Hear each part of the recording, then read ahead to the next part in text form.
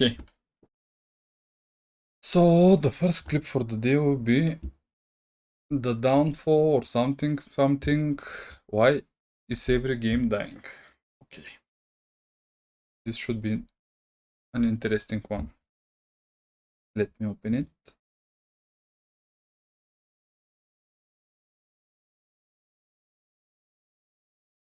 So I think we are set to go. Yes. Okay. Paying attention over the past couple of years to the world of video game reporting, you may have noticed. If you've been paying attention over the past couple of years to the world of video game reporting, you may have noticed a trend concerning the health of recent releases. Let me show you what I'm talking about. Halo Infinite Steam player count falls below Halo Master Chief Collection. Apex Legends revenue figures reveal massive drop in popularity. Star Wars Battlefront player count is poor, dominated by Fallout 4. New World has lost almost 90% of its players since launch. Bro.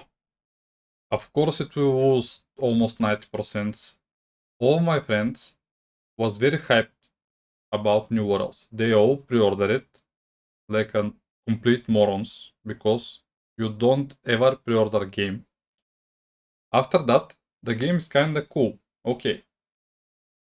The things I personally don't like about New World is everything is designed and created beautiful, but it's very repetitive and the endgame completely sucks. And I think this is the reason my friends quit the game. Need I go on? Yeah?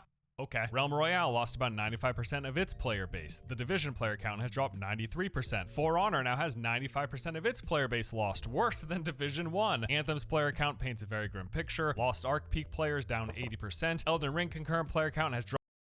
Lost Ark. It's maybe because of the pay to win aspect.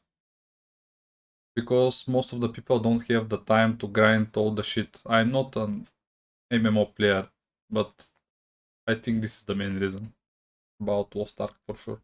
I can tell for games that I have zero knowledge about them.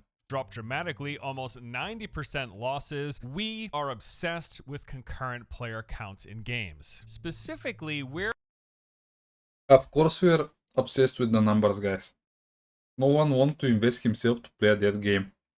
This is the main reason. If I want to be a streamer, I want to play some game that is entertaining if I have zero skills about the game. But if I'm a good player, like I consider myself a good player at every game I play, if I invest enough time, I'm last rank in every game.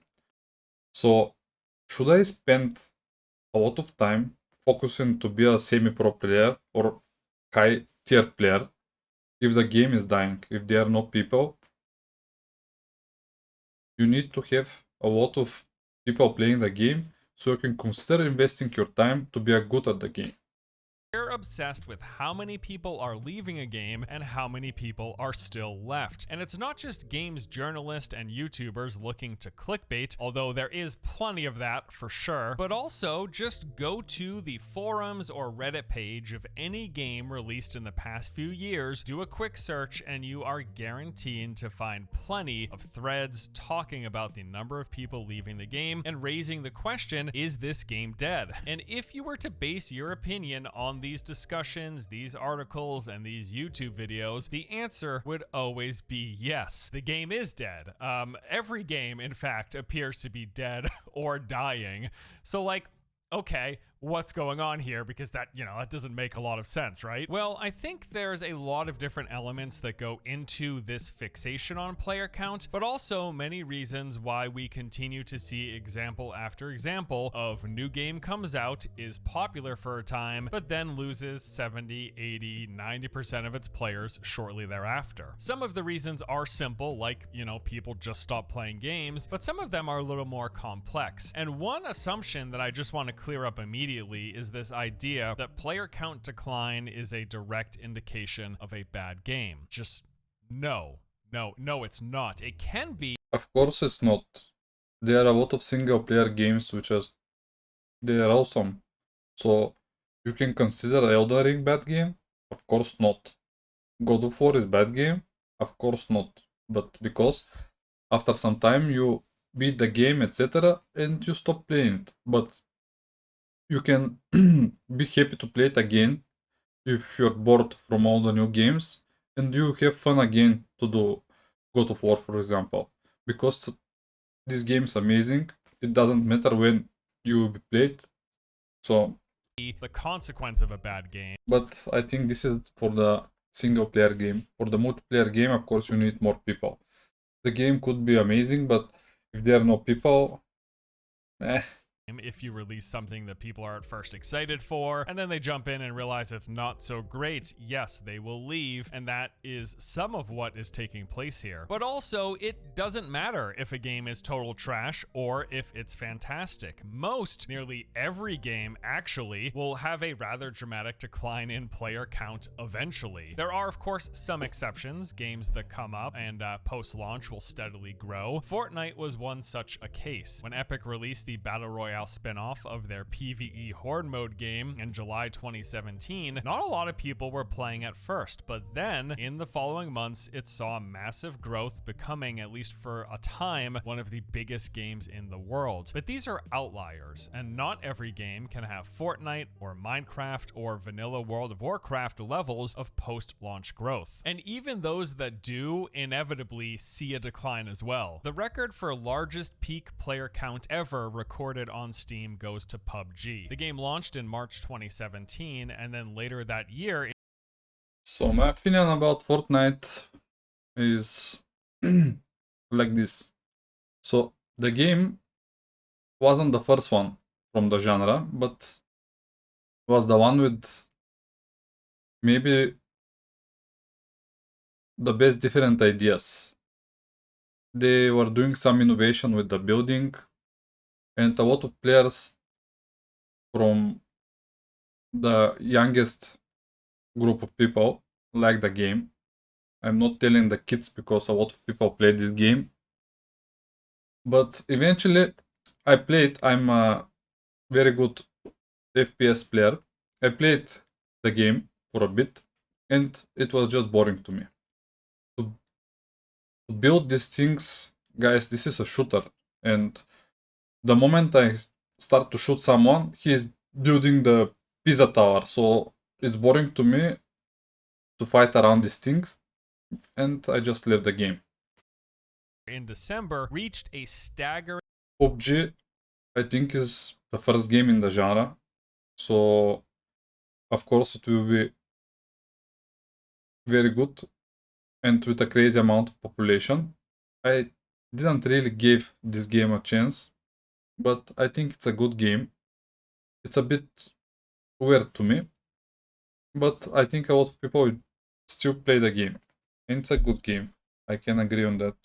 peak of 3,236,000 concurrent players. But this is the hype, guys. This is the hype for every new game, which is some in some way innovation or something new. Now So, today, it is down nearly 90%. Pathetic, right? of course, it will be down 90%. These are 3 million people. This is the hype time. And everyone are joining the game, trying it. And everyone quit after, if the game isn't good. But these top numbers are about the hype period. The first 2 weeks, maybe, month, if the game is very good.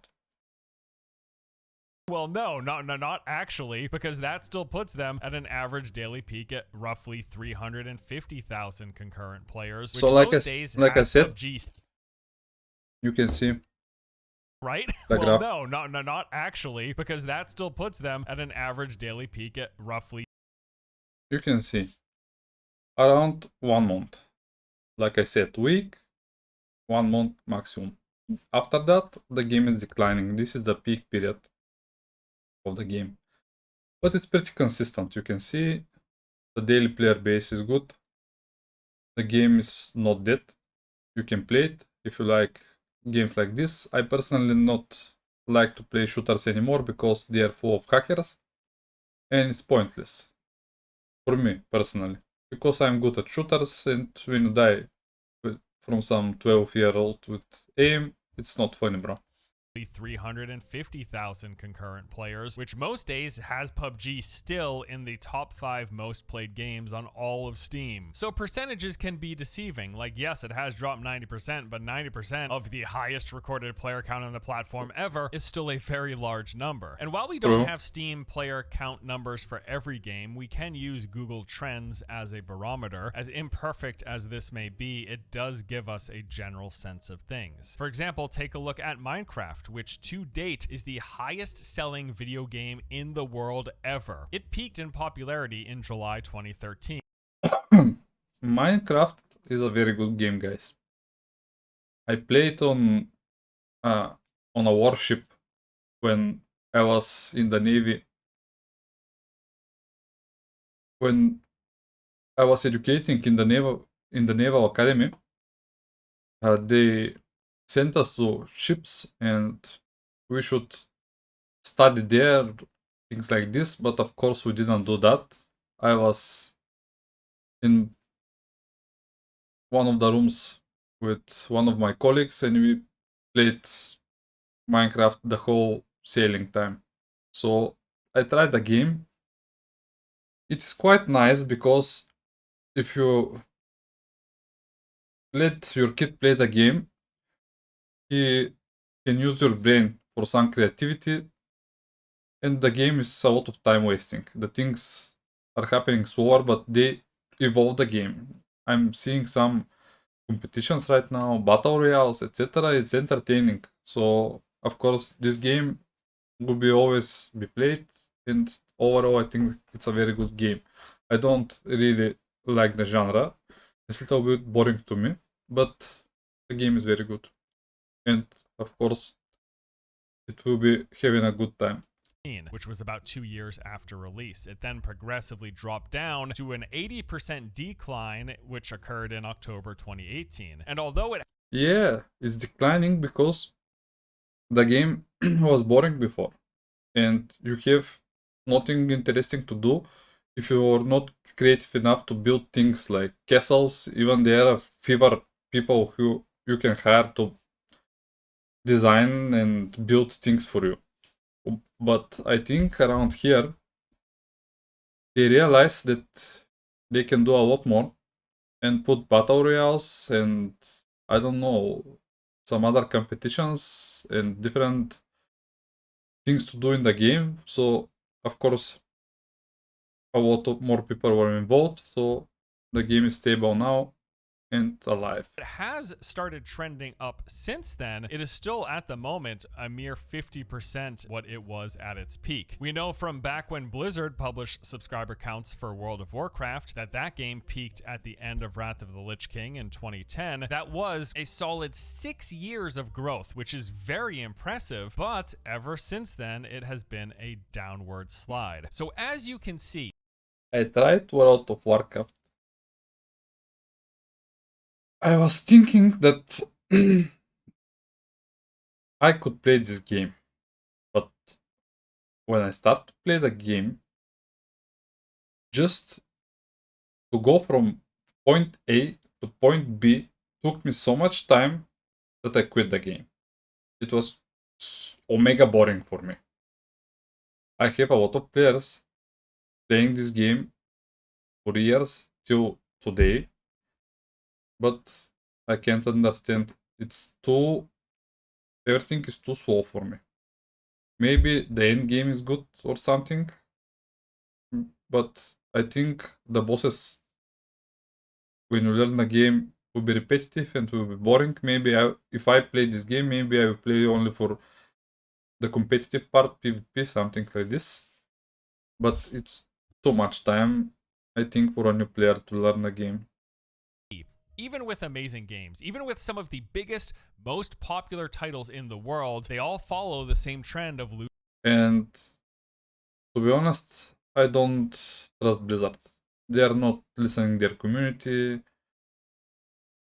losing massive amounts of players over time. We just have example after example after example. In fact, I think a perfect recent showcase of this would be Elden Ring. While some people may argue otherwise, this is clearly a great game. It is no doubt going to make its way onto most top 10 lists this year, and it's also bound to rake in many Game of the Year awards as well. This should be one of those titles that we can all point to as one of the better games to come out in 2022. Nevertheless, there are currently a bunch of articles and YouTube videos pointing out the fact that the game has lost a significant number of players, which is an accurate observation. Elden Ring peaked at about 953,000 concurrent players on March 3rd, a week after it launched, and then a month later that dropped down to 450,000 peak, and as of today it sits around 50,000 peak concurrent players, which is roughly a 95% decrease. Dead game, right? No, not a dead game. It's just a game that a lot of people played and then finished. Whether or not they completed the game or not, they played through it, they had their experience,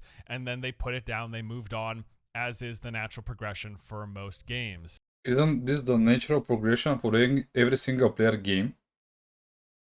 If you want to have a consistent base of people, you need to buy them somehow to open your game every day. So you need, like the mobile games, they are biting people with achievements, daily rewards and things like this, or just to create some good competitive game where the game is kinda balanced. You have a consistent ladder, ranking system, or something to let them grind in the game, or something like this, I think. On the flip side, of course, though, we've got plenty of examples of bad games that see a decline in player count. But that's just my point. Great game or bad game, most games will see a decline. It's really just a matter of Not most games, every game. It's a matter of time. when. And for bad games, that decline is likely to happen a whole lot sooner. Okay, so now that we've established that this is going to happen no matter what, great games, crappy games, a decline is going to happen, what's with the fixation? Why do we keep talking about these massive percentage drops? Why is it always brought up? Why is it used to reference and call games dead games? Let me touch on this. There was recently an article posted on PC Gamer titled "Fixating on Player Counts and Dead Games is Making Gaming Worse." The main takeaway from this was pretty much that we care way too much about player counts, and we should instead just enjoy and play the games that we find fun, regardless of how many other people are. Bro, you can do that in a single player game. In a multiplayer game, you need people. It doesn't matter. If there's no people in a multiplayer game, of course no one should be interested in the game, because people are the thing that it's making the game good too. You need the population in the server. Imagine playing some MMO and you're alone every time. Playing. And I agree to. That's the reason I even tried Diablo Immortal, because it was open world game, not like the other Diablos you're roaming around so. An extent. Like, I agree that it shouldn't matter if there are 20,000 or 20 concurrent players in a particular. I played this game too. I'm not sure what was the name, but it was very boring to me to forge your upgrades and to wait like a bot for a minute. I like dynamic things, especially in the shooters. No, this wasn't for me. Game. If I am having a good time while I'm playing, that is what counts, right? Yes, of course. Back in the day when I went to my local Blockbuster to rent a copy of Metal Gear Solid, like a full 2 years after this released, I had no idea or care for how many other people were playing simultaneously. And had today's trend of reporting on percent player count drops been a thing back then, almost certainly I would have seen headlines in a magazine like Metal Gear Solid, The good old days. 99% player count decline. And had I let that influence me and not rented the game, I would have missed out on one of the best gaming experiences of my life. Similarly, today, had I seen a 90% player count decline in Elden Ring as a sign that people didn't like the game and not played it, I would have been doing myself a massive disservice. So I agree that we shouldn't let player count declines necessarily determine if we are interested and wanting to play a game. That should not be a primary factor. However, while I agree with that, there is a big distinction to be made between that kind of game and these online only or games as a service titles, because player counts and growth or decline tend to tell a bit of a different story and have different implications here, ones that are becoming ever more relevant for gamers. Oh, Call of Duty Warzone could be a great game, but only cheaters. That's why I stopped to play shooters. Apex Legends, it's kinda the same, but I think there are the number of shooters, of aimers and hackers is lower overall. But maybe I'm a boomer or something like this, but I can't see the people from a long range. That's why I stopped to play the game, not only the hackers. As the years go on. Today's gaming landscape is very different from back when I went to Blockbuster to rent Metal Gear Solid. Again, I was almost the last rank in Valorant, but after few hacker games, I quit the game. So it will be very rare for me to play FPS shooter again. Maybe with friends, some CSGO or something, but overall, I won't do it all. It's full of hackers.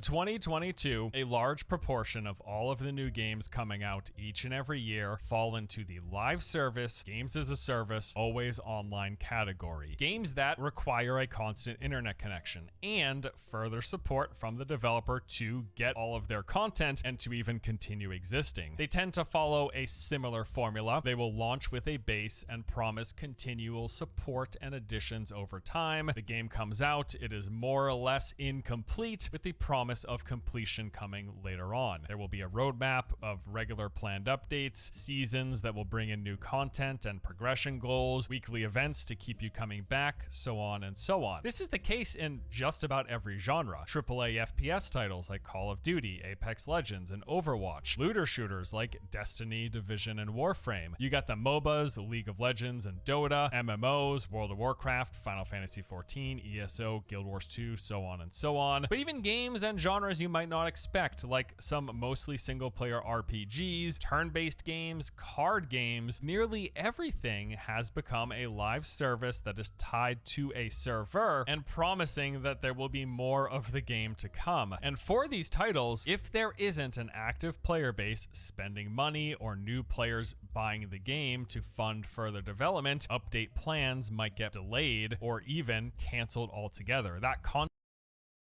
It's very expensive to do a game, guys. Imagine it's very expensive and time consuming. Imagine spending years to create something, investing a lot of money, and it's a fail. I can't imagine how bad the investors should feel after this. Because the game is very hard thing to do. It's not only the idea, the design, the animations. There are a lot of people working this thing to happen. So I think it's better to wait a bit before you release a game, because if the game is trash, bro, you bankrupt a scale. Content roadmap that they launched with, if not enough people bought and are playing the game, just forget about it. It might as well have been a hallucination. So when a new game launches and the player base tanks, there is a significant chance that promises the developer made about what the game will include later down the road, they are going to change. And for this reason, it is probably best not to purchase a game based on what is promised to come, but based on what is currently in the game. But it's also for that reason that I think Never pre-order a game, guys. This is just stupid. Because maybe you can pre-order it from Steam or somewhere where you can get a refund. Otherwise, it's just stupid for me. players are Because most of the companies won't do what they tell. so keenly interested and constantly talk about concurrent player counts. But not getting like some future promise updates or content patches or DLC or expansions, that's one thing. Even worse is games just getting shut down. Being a lifelong fan of MMOs, I have seen this a lot. Games that I've had an absolute blast playing over the years, like WildStar, Warhammer Online, Firefall, EverQuest Next Landmark, all of these and many more are dead. But not like LOL, the player base is dropping, haha, dead game, rip XD. No, like literally dead, as in they don't exist anymore. In most cases, of course, this happened because the game didn't have a large or active enough player base to fund and sustain the game's development. And yeah, this has been occurring in the MMO space for a long time. We are used to it. But recently, in the past few years, it has started to creep into other more mainstream parts of gaming, as these always online titles in other genres have reached the end of their financially viable to keep afloat cycle. Just last month, Ubisoft announced plans to shut down online services for 15 of their games. These include 5 Assassin's Creed titles, Far Cry 3, Splinter Cell Blacklist, Prince of Persia, The Forgotten Sands, and a handful of others. And we've seen some... If you think about it, why is this not happening to the League of Legends, Dota, this kind of MOBAs, for example? Because these MOBAs, they have something you can grind about.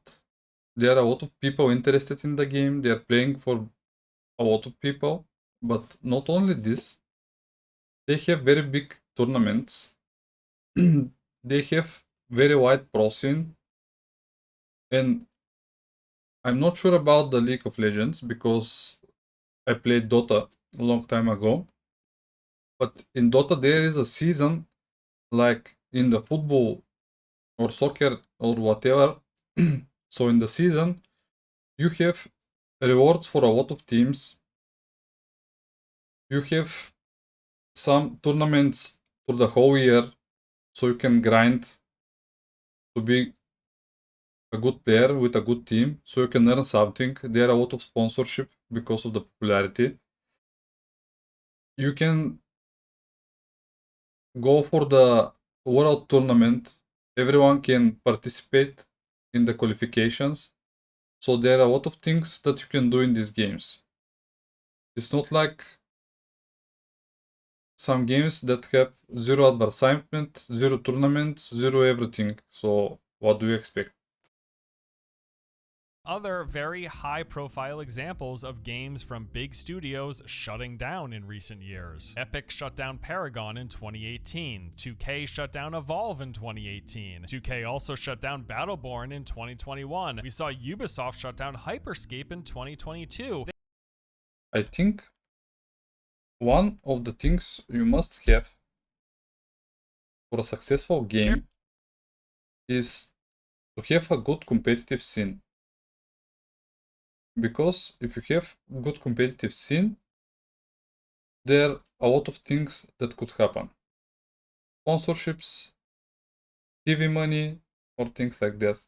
There's also a long list of games that, while technically not shut down, might as well be. Valve's Artifact is a great example of this. I mean, it is as good as dead. And that's just covering some of the AAA examples from these massively successful developers and publishers that everyone knows about. The list of AA and indie and early access games that have just vanished from existence over these past 5 or so years, it is very large and it is ever growing. So when a game comes out and we see an immediate decline in players, I think that is a genuine cause of concern for people. Is the game gonna not get the support that they're saying it's going to get? Or worse yet, is the game going to shut down? People are worried about this, and rightfully so. And along these same lines, when it comes to player counts, it has something to say about the health of a game. Just like review scores and user scores, player count is another metric that people are using to help determine, is this game good?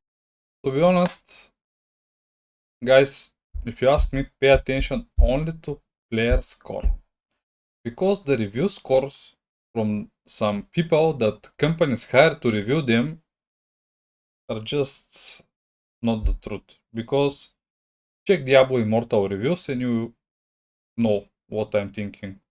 Because they pay someone to review them. So imagine some guy from the company is coming to me and telling me, Balta, I'll pay you $100 to review my game. Can you try it? Okay. So they're giving me money, how can I put a bad review? I don't think the guys that are reviewing are good at their reviews, or they're just typing some things that they're paying type. So always the player reviews.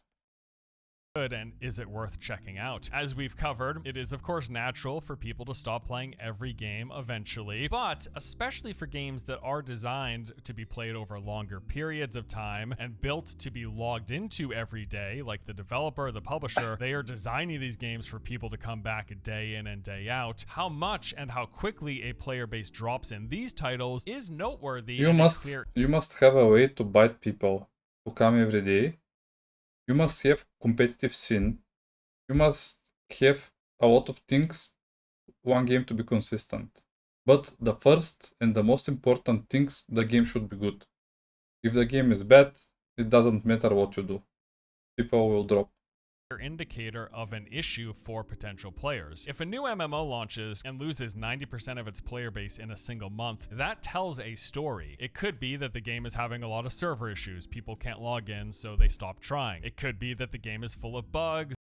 Or it's very repetitive and the end game is complete garbage. It's glitchy, laggy, or it could be that it's simply not fun to play, and after giving it a shot, people quit sooner than later. Or let's say we've got a game that comes out, numbers are strong, they grow even initially in the first couple of weeks, but then they start heavily declining after a month or two. This could be an indication that the late or the end game content is lacking. Player count is just one factor, like you don't get the entire story just by looking at these numbers. But if you take player count and you add in player experience, the discussion that's happening online around these games, then it starts to paint a picture of what the larger issues may be and what could be causing player decline beyond that natural drop that every game, even the best games in the world, all see. And that is interesting for the current as well as the potential players. And then there's just the fact that everything is vying for our attention, and there is way too much of all of it. There are too many live service games that want us playing every day, all day. And with how gaming is at the moment, I think much of the fixation on...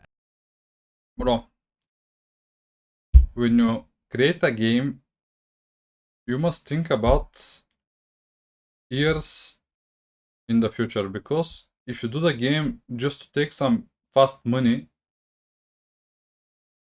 you bankrupt, bro. That's not the way. Active player count just stems from people not wanting to waste their time or their money. As much as you can just enjoy a game for what it is. Just the competition of the game is too big. There are new releases every year, every day, or something like this. You need to do a good game, especially for PC or consoles. You can't create a trash, especially if people can refund it. I get it. For mobile games, when I scroll through my socials, I am seeing ads of games that the ad is retarded. Of course, some retard is playing the game and doing retarded things like putting rectangle through the circle hole or things like this. But even after this trash, when you open the game is completely different than the ad. So this is one of the things that is very frustrating to people when you do your advertisement and you put your trailer, and when you open the game is nothing like the trailer. You need to show the people exactly what they should expect with some real gaming from the game. Not some movie or animation, and when the game is live and you try it, there is nothing like the trailer. This is just scam. moment, there is a big draw for a lot of people to spend their time on something that will last. Like, I really enjoyed Firefall. It wasn't perfect, but I had fun playing over the course of a few years. Firefall no longer existing doesn't take away the fun that I had, but on the other hand, there's a functionally infinite number of games that I haven't played, more games than I will ever play in my lifetime that I could have played. So would my time have been better spent not on Firefall, but say playing Final Fantasy XIV? I don't know, maybe. Like with anything in life, making a decision to do one thing is a decision to not do literally everything else. So choosing to spend time playing one game means not spending that time playing any of the other games. That is just a fact of being alive and having to make choices, and I think with that there is a natural fear people have to not want to spend their time doing something that they feel in the end was a waste. Although I don't believe that experiencing a game that gets shut down or loses further development and functionally becomes abandoned, I don't believe it becomes a waste if it's no longer playable, but I do understand the aversion. And like I said, there is a long list of factors that go into this fixation that we have with concurrent player counts and whether or not a game is dead or dying. And I imagine what we've touched on here is just one facet of the entire picture. And as more time passes and more great games release, all in competition with each other for our time, this isn't going to get any better. We are going to keep fixating on player counts, on discussions around forums and articles, all of this. Yeah, guys, the sad truth is that I think the gaming would be worse and worse because of the types of monetization and microtransactions and pay to win things. There are a lot of people that are just buying everything, so the companies will use that, of course. This isn't 2004, you know, when WoW came out and there were like one or two other good MMOs to potentially play. Nowadays, there are hundreds, if not thousands, if not hundreds of thousands of great games that we could just boot up right now and play instead. And that list will just keep on growing with time. So there are tough decisions to be made, and looking at reviews and everything around games, and yes, looking at active player counts and noting their decline and how quick that decline happens, this is all factored into the decisions that we're making on what games to play and what games to spend our time on. And there you go. That is going to do it for this video. This was fun, a little bit different than my usual fare, but nevertheless, I had a good time. I hope you enjoyed it. It's kind of fun diving into a topic like this. Thank you guys so much, as always, for watching. Hope you enjoy the content. I'll see you in the next one, all right? Take it easy. If you've been paying... So, this is Force Gaming. Sub to him, support him. This was a very good video. I completely agree with him on all the things he said. Of course, both of the games will die because there are huge competition right now. A lot of new games. There is a lot of games on the market, a lot of new games coming. So you need to do something very good, something innovational to compete in this market. And you must have some idea how to bite people to stay in the game. Like I said, I think about some achievements, like daily achievements, something like a free skins if people grind, or if they are in the game every day, or maybe something like this. You must have competitive scene if it's a multiplayer game, some ranked system for something. You must have amazing end game if it's a MMORPG. This is the most important, I think. All the grind you do, and this thing should matter after in the end game. So these are the things that matter the most, not graphics, not because graphics, they matter for very small amount of people. The real gamer needs gameplay, needs story, needs gameplay, need something that really matters. Because graphics means nothing if the game have no story, no gameplay. This is my take on this video. So I hope you enjoyed, guys, and subscribe if you like it. I will continue with my random reactions.